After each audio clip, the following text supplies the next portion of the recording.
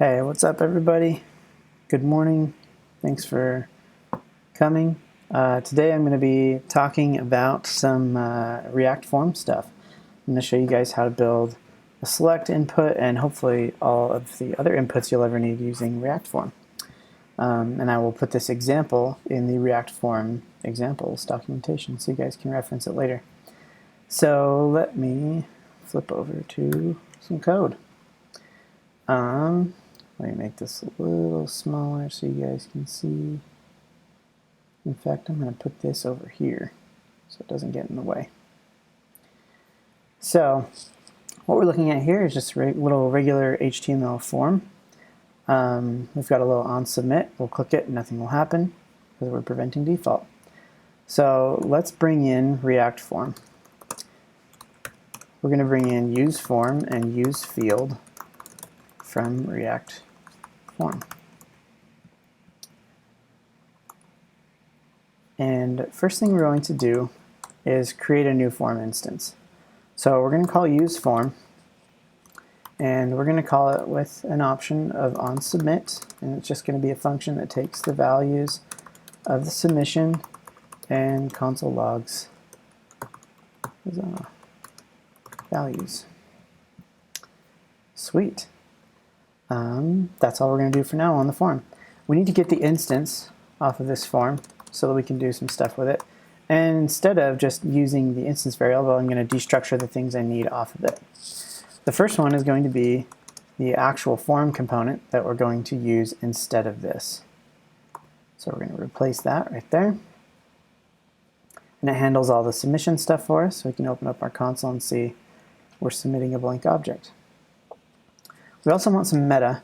One of those that we're going to use is can submit, which is a Boolean that says if we can submit or not. We're going to put that right here.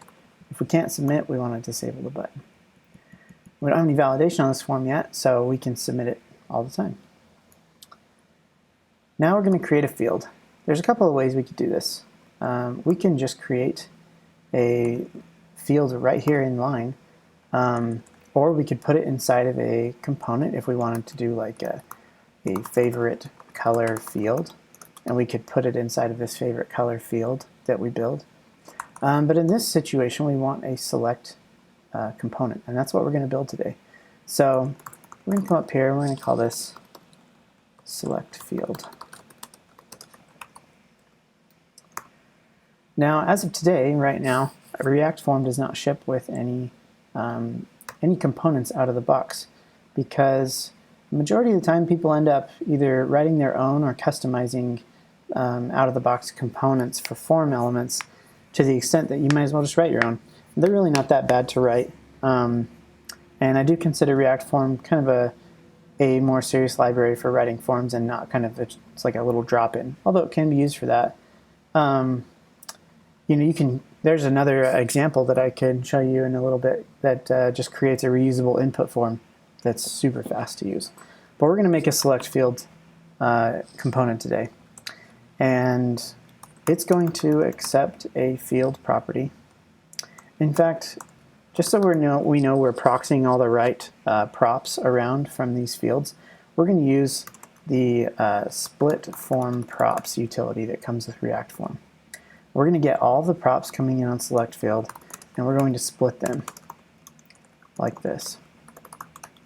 And what that does is the first field it's going to give us is the field prop. The rest of them are going to be field options, and then we'll actually have the rest of the props that are user props. That way, when it comes to using the fields, we can just type in field and field options right here and get back the field instance. And instead of rendering this select right here, let's change it to our select field. And we'll return a select right there. So now we're seeing an error. It says a field is required to use this hook. Use field my field options. Well, it's because we haven't given a field property to select field. So let's do that. We're going to call this favorite color. Sweet. So now we have a field right here that's using favorite color. And what we can do is on this field instance we can get the value, and we can get the set value function off of that as well. And when it comes to this select, we're going to put that value right here. Let's just console log it to make sure that we're saying the right thing. It is undefined, and that's correct. The next thing we need to do is we need to give our select some options. Now, one way that we could do this would be to actually use, let people compose options inside of this select field right here. I prefer not to do it that way. What I like to do is just pass an option array, basically. And you could do this in very many ways. Like, I have very complex select fields in a lot of my apps that take complete objects that have labels and values. But for now, we're just going to use an array of options. So we're going to say red, blue, green, yellow. So we're going to pass it some options. We're going to get those options up here in REST. Let's do options. Let's console log out those options to make sure that we're getting them. Yay! And now we're just going to build out our select component right here. So we're going to map over our options, and we're going to create an option tag for every single option that we have. Got to make sure we use the key so we don't have duplicate options.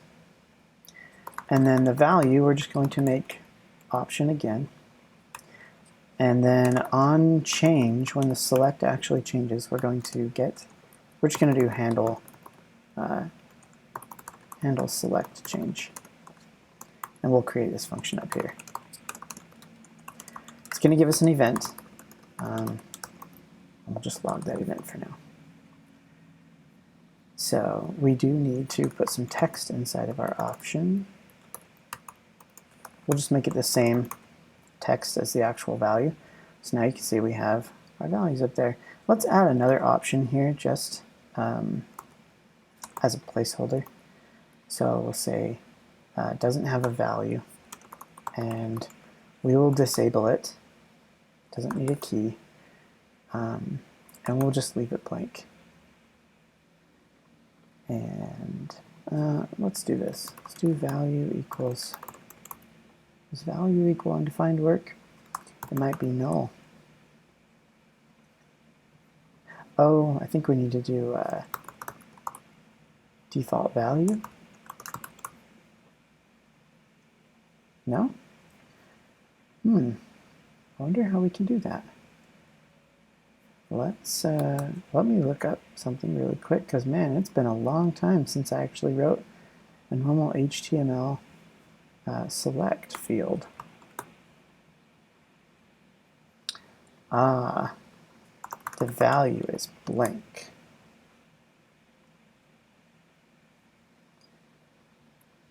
And I guess if we don't have a value, we'll just set it to blank. There we go. Set the default value to blank, even though it is undefined right now.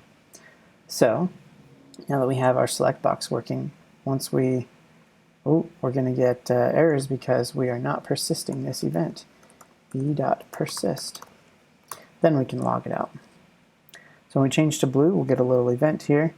And what we're going to want to do is probably going to want to get the selected, like e-target selected. Console log e-target selected. I think if we, no, it's not really doing that. Why don't we do e-target value? There we go. Now we're getting green, yellow, sweet. So now what we can do is when we're getting that value, we can just set, we can use the field instance and set the value to the new value that we got from the handle select change. And just to make sure that we're getting all of this stuff right, we're going to turn on the debug form option in React Form. So now we can see our values down here below. Just make this a little smaller. Oh, or not. There it is. Oh my goodness, it's not letting me make it smaller. Come on. Well, okay. We'll just bring it in and out, I guess. So now when we select blue, you'll see that favorite color is now blue.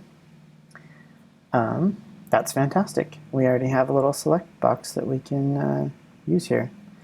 And another great question somebody asked me about building select boxes. So you can see that you can build your select with anything. You could use downshift, you could use a React select, you could even use my little library called use select. It's a headless hook for building select components. It's pretty nifty. You can build your own little select, and it takes care of all of the little fancy options for you. It even handles multi-select. But multi-select was the question that I got asked, so I thought we'd build one of those too. So we will just do multi-select field here, and I guess rest we could just put onto here. But we probably don't want to override these ones either. You'd want to compose these a little bit better so that if you wanted to put on change in a prop, it would still work. But we'll compose this one as well right here. And we're just going to use the native multiple option for select box. And if we take, so let's see, we can just render our new, we'll do multi-select field here, because that's our new component that we're going to render. And this will be favorite colors, plural, just for fun. And so now you can see we have options coming into our multi-select now, but it's not letting us do multiple, and that's because our value is not an array. So if our value is undefined, we're going to default it to an array. And then what we want to do is, instead of setting the value like this, we want to get the selected values from the selected box. And there's a way to do that, and I just want to make sure that I'm doing it the right way. I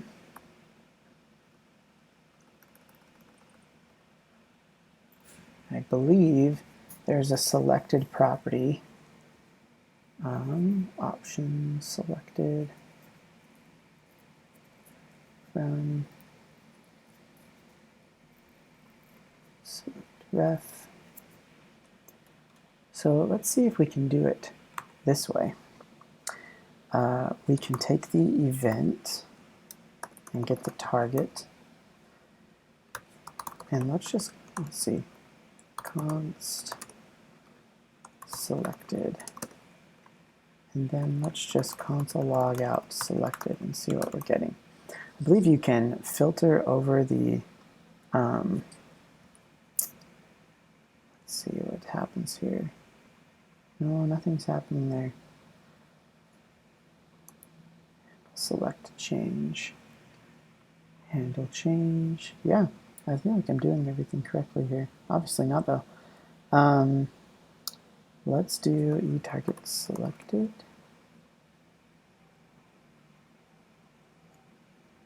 No?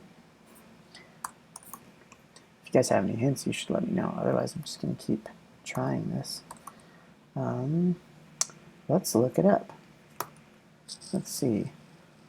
Select multiple, get values, JavaScript. There you go. How to get all select values from select multiple. Well, that doesn't help because that's jQuery. I want regular JavaScript.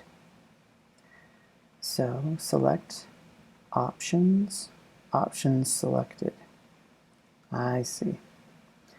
It's under options. So let's see if we can loop over the options.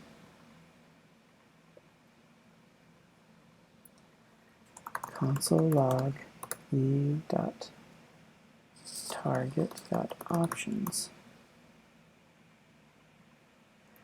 Okay, so we're getting some options there, and those are actual tags. Let's go back to this. options. If the option is selected, push the value in.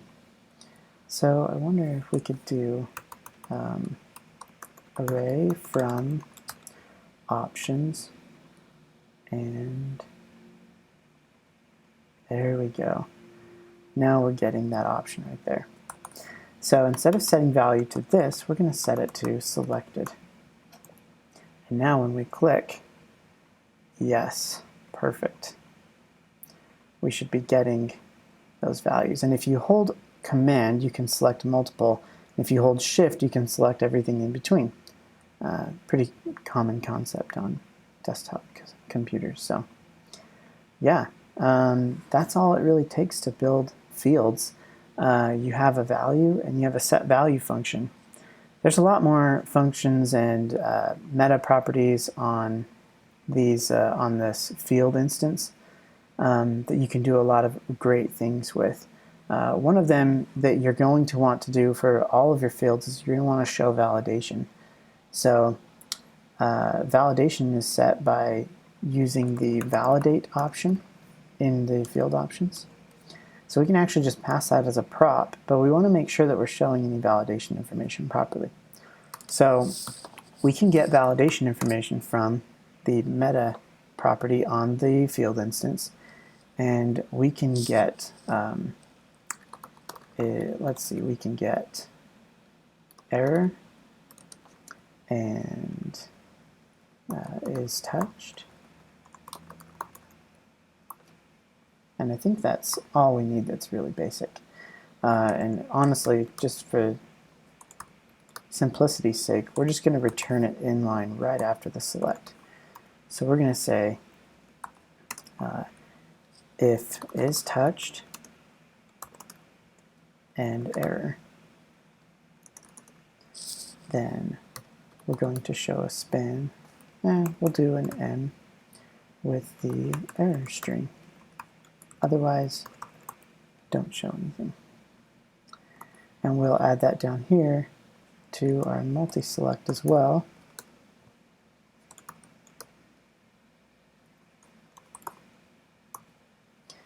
Bring in our meta. It's touched and error.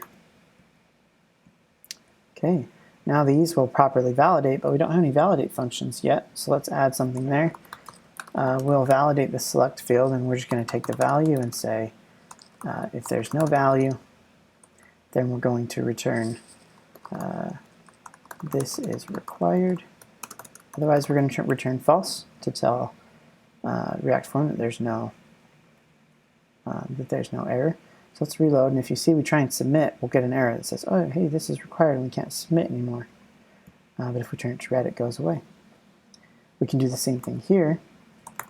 Validate, and we can say value, and we'll say if value.length is less than 2, then say at least 2 colors are required. Otherwise, we'll return false. So we try and submit. Let's see, value length. There we go. So it's saying at least 2 values are required, and as soon as we select 2, it goes away. Very cool. So that's how you can build your own custom input components. You can wire them up to literally anything. You could build a toggle component, little checkbox components. Really, all it is just state management, and you get the value and the set value and meta information from the use field hook, and you just build it. So yeah, React Form is really simple to use. I'm quite proud of it. I wanted to show you guys a few more things about React Form. So React Form has some new examples and a new API, and it's completely changed from the last time I launched it 2 or 3 years ago. And the other examples you can look at, there's a basic forms that only uses hooks, which is pretty cool. There's a one that uses an input field that you build inside of the example. And then there's another validation example that shows you all the really cool things you can do with validation. And there's even a validation guide here that kind of takes you through how to validate things. It's really cool, especially this part about debouncing form validation. I should probably do a live stream on that next week. But debouncing form validation is really easy in React Form. You can do it synchronously and asynchronously, or both. You can mix them around. It's pretty cool. Also, be sure to check out my other libraries. React Table is a well-known one. React Query is a new one that I'm still waiting on the NPM name, so you have to download it from this temporary location. But React Query is really fun for ingesting data in your React apps and using CRUD and REST APIs. It makes it very enjoyable. It's almost like using GraphQL or Apollo, but for REST. And the other one that you guys have probably heard about too is React Charts. And React Charts is something I'm working on as, basically as needed, but still working out the documentation a little bit, but React Charts is really fun. It feels a lot like Chart.js, which I was involved in writing, the second version of Chart.js. So it has similar simplicity in performance and setup, but I'm really quite proud of it. This is usually a lot faster, but because let me move my picture over here. Because I'm streaming to you guys, I'm getting a little bit lower frame rate, but that's okay. It's a pretty big stress test. So yeah, be sure to check those out.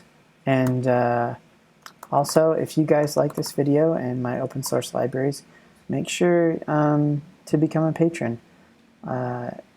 Literally, there's no reason why you shouldn't, because you can do it for $1. And if you're a company that uses any of my open source, or you'd like any